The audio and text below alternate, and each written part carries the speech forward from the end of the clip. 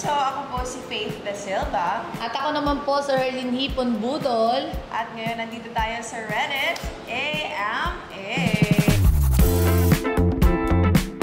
So, ngayon magkakasagutan na tayo ng mga katanungan na i-comment nyo ngayong araw. Kaya naman, Faith, umpisan. Simulan ko. O sige, sa akin to ha. Sabi daw, there's a better way to get paid fast. Ads pala yun. Ang sabi sa akin, if it wasn't for your career, what would your dream job be? Siguro, ito yung hindi talaga alam ng karamihan sa mga tao na nakapaligid sa akin. Pero kung kilala mo ako, you'd know na ang pangarap ko talagang trabaho ay maging babysitter. Kasi mahilig talaga ako sa bata. And alam mo ba yung laro sa YA? Oo. Yung may alagaan ka na ng bata. Yun yung favorite ko talaga na nilalaro. Inalagaan ko pati yung parang hugis tayo dun eh. Yung ano, yung papaliguan. Di ba? Ganun siya. Oo. So parang bata pa lang ako. Alam ko na masaya ako kapag kasama ko yung mga bata. So, dumating din yung point na inisip ko na baka pwede akong maging guro. Kaya lang, mainit ang ulo ko. Hindi pala ako pwede sa ganun. Pag yung mga baby kasi na infant, kaya mong bigyan ng pasensya. Pero pag yung medyo gumagalaw-galaw na nagsasalita na, baka mabato.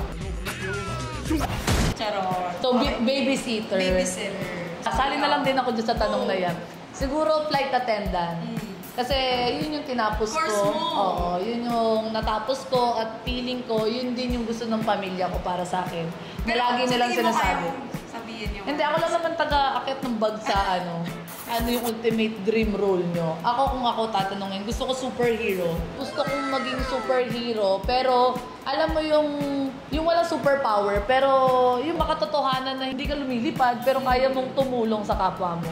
Ikaw? Ako naman, kung meron akong specific na role na gagampanan, siguro gusto ko magkaroon naman ako ng ka-love team na kaedad ko, no?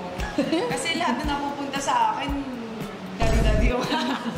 dali-dali yung atake. Parang feeling ko, kakaiba naman yun para sa akin. It's something different talaga. Ito naman, sabi sa akin, ano ang feeling daw na maging bagong generation ng sangre? Ikaw muna sa lahat, syempre, sinabi na nga ni Herlyn, di ba kakaibang pakiramdam yan na maging superhero ka. Totoo. Yung alam mong may power ka at you're able to do something na makakatulong sa mga tao sa paligid mo. And I think sa pinakamalaking blessing na natanggap ko sa taon na to at sa buhay na to. And I know it's something na pinapangarap ng nakararami. More than anything, siguro yung fulfillment ko sa sarili ko na it was given to me because nakikita nila na may mga qualities ako ng pagiging sangre. At para magkaroon ka ng quality ng pagiging sangre o ng superhero, ibig sabihin winner ka. Totoo. Diba? Maging part ka pa lang ng sangre, kahit ako dumaan lang ako doon, magiging proud na ako eh. So ikaw yung parang lead role ka doon. I'm so proud of you. Abisala. Parang fulfilled ako pero grounded. Yung pa ako, nandito pa rin sa lupa. Pero ang mga dyan, magantay po kayo sa Encantadia Chronicles ngayong 2025. Paano yung galit na? Pasample lang. Galit. Galit yun. For Herlyn, pwede ka bang mag-OF? Kumbaga, parang choice ba? Binibigyan nila tayo ng choice. Parang ako, respeto lang sa lahat ng mga doon nagtatrabaho, kanya-kanyang grind yan, kanya-kanyang hustle yan. I respect you guys. Pero hanggat kaya ko naman mag-grind ng sarili kong pagtatrabaho ng normal. Pero I respect sa lahat ng mga nagtatrabaho doon. Of course, ako sasali ako. Charot! Hindi kasi nalaman mo yung kitaan dyan eh. Malaki ang kitaan daw. Hello, I like money. Ako lang kahit hindi ka na talaga magtrabaho ng isang buong taon tapos isang pakita lang ng ano mo. Anong mo doon? Hindi ko kino-close yung door. So, parang meron ako mga nakakausap kasi na parang liberated na talagang what if lang naman. Kumbaga, tropa sa tropa nag-uusap. Parang biruan na parang, what if ganito, opera ka na ganyan. Dahil hanggang sa kaya ng kakabuhay ng pamilya kung gagawin ko rin. Totoo naman. Hindi naman ako natatouch. Touch lang. Kung isang ganyanan lang naman. Yaan mo na. Hindi ganun yung baliw. Ay, hindi ba? Iba yung ganun doon. Iba. Pero, iba. Ano ang pinaka-challenging na bahagi ng pag-host sa TikTok lang?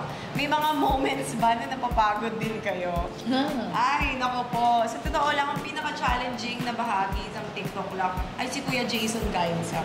One squatch and one big. Isang tukaw! Very good, very good. Isang tukaw! Yun lang naman yun, wala nang iba. Kung isa din kayong host dito, maiintindihan nyo kung ano sinasabi ko. Pero, I think yun yung masaya din. Kasi, Kuya Jason kasi, background lang sa story niya kung bakit naiinis talaga ako sa kanya. Eh, pag nagsispills kami at may mga binabasa po kami, gumugulo po siya sa kilid namin. At ang goal niya talaga ay magkamali kami, ng live po kami. Pero, habang tumatagal, I think paraan niya yun para mas mahasa din kami. Kung gusto mo, may paraan. Kung ayaw mo, may dahilan. Which, nakakatulong din naman talaga. And ngayon, kahit na ano nangyari sa paligid, Wala na kaming pake. Focused ako. Love Undercover! Diba? Ikaw din, focused kami. Di ba nung una ko nangangatog-ngatog pa? Tsaka inaaway talaga natin siya. Kung pwedeng kurutin mo yun habang hindi nakikita sa camera, kukurutin mo talaga siya dyan eh. Hindi kayo sa'yo sa mga training nga niya. Training niya din talaga yun. At saka at the same time, siguro bukod sa yung pagpo-focus is yung kung paano ka magiging professional na i-control mo yung emosyon mo. Kasi tayo, palaban tayo na kailang talagang kailangan makapatol tayo. Tsaka tao lang din naman talaga kami, napapagod, napupuyat, inaantok, nangangalay. Pero hanggat maaari, ayaw namin iparamdam sa mga manonood na talagang may negative kaming daladala na ihaharap sa inyo. Kaya hanggat maaari, pinapakita namin na light lang. Amoy isaw, pagus? Ay talaga, masaya, pamilya. Pero kasi 'di ba sa mga bawat pamilya, may mga talaga nakatago doon na mga issues. Characters pati. Oo, diba? na hindi issue na parang nag-aaway-aaway kami dito. As of now, wala naman nag-aaway-aaway pa. Wala pa naman. So, simula nung pumasok ako dito, ako po yung pinakabago dito. Kaya parang naramdaman ko naman na masaya. Masaya. Parang hindi naman to yung first time ko eh. Pero parang mas masaya ako na nakikipag-interact din ako sa mga talagang ginagawa din naman namin talaga dito. Nagre-reply ka sa mga comments. Bihira akong mag-reply. Ako na-enjoy ko siya. Kung habang tinatype ko, sinasabi ko din. So parang mas nagkakaintindihan tayo. Happy. Totoo. Hindi, at saka kasi usually yung mga tao sa Reddit kasi mga maayos sila eh. Sa totoo lang ha. Kasi Hindi mga bastos. Hindi talaga sila. Tsaka informational ka kasi talaga sa Reddit. And I think maganda siyang avenue para mas makilala ng ibang tao. At syempre kami dito para mas malaman yung kung gaano kami tight as family dito sa TikTok. Eh si Faith pa naman tsaka si Herlyn eh, sobrang open book. Kung ano yung tanong may bibigay Akala ko sabihin namin mo sa'yo. si Faith at Herlyn tight na. medyo matagal siya. Tight ang ano.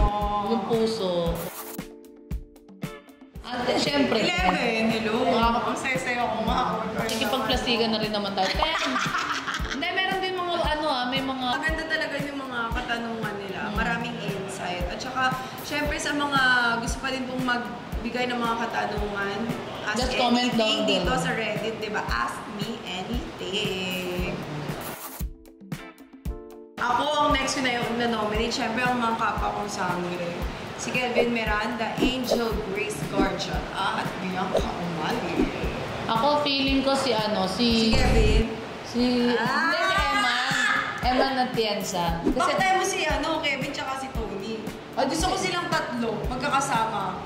Feeling ko to talagang rambulan. Yung tatawa. Ano? Tatawa ko sa'yo. Yan, guys. Manood po kayo binibig.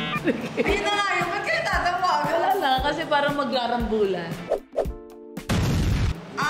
Gusto ko yun eh. At yes, sa mga kapuso po natin dyan, sana ay masamahan niyo kami sa r/Kamuning Station. Huwag niyong kakalimutan napakadali. Letter R, /Kamuning Station. Yun lang. Reddit yan Yes. Makipag-AMA kayo sa lahat ng mga jerkies ng Ask me GMA. anything. Let's go! Maraming salamat sa mga ka-Reddit natin dyan sa pagbibigay po ng inyong mga katanungan para sa amin ni Herlyn Bodol dito sa TikTok Live. Ayan, inibitahan po namin kayo manood araw-araw ng TikTok Live, 11 ng umaga hanggang alas 12. Bago kayo mananghalian, Monday to Friday po yan. Siyempre, huwag niyo pong kakalimutan, Binibining Marikit. At siyempre, At ang Encantadia Chronicles Sangre this 2025. Abisala! Pashnea to!